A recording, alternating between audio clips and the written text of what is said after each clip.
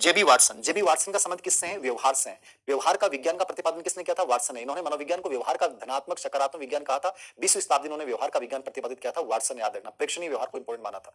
ये grade second में अलग से प्रश्न आया, मैंने 4 बनाए हैं, याद रखना। श्रृंखला अधिगम, चेनिंग लर्निंग की बात किसने की? रॉबर्ट गे ने। यहाँ पे याद रखिएगा 9-10 प्रश्न आए हुए हैं आरपीएससी में, सुन लेना रॉबर्ट गे को। रॉबर्ट गे ने 1965 में किताब लिखी थी कंडीशन ऑफ लर्निंग। 8 प्रकार बताएं, 8 को सीक्वेंस से याद करना। पहला प्रकार कौन सा है?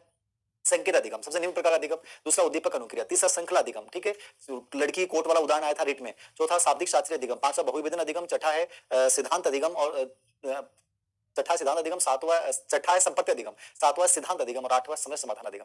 रॉबर्ट गेने को आउटकम्स ऑफ लर्निंग माना जाता है। रॉबर्ट गेने बहुत इंपॉर्टेंट है, पढ़ के जाना, जो मैंने बोला सीक्वेंस याद कर लेना। अब पूरा तो समझा जाता है, रॉबर्ट गेने आधे घंटे पढ़ाता हूं आपको, 2 मिनट में समझाया। सवता आपूर्ति, सवता आपूर्ति का मतलब होता है स्पॉन्टेनियस रिकवरी। क्या होता है? Spontaneous recovery.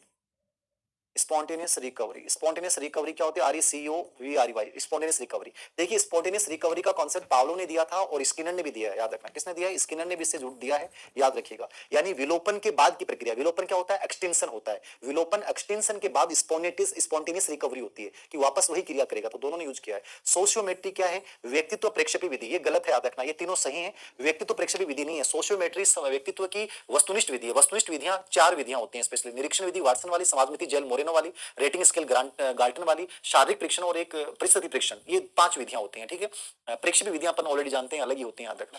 तो डी ऑप्शन यहाँ पे गलत है। क्या है? डी ऑप्शन गलत है। तो साइकोलॉजी वाली ऑब्जेक्टिव बुक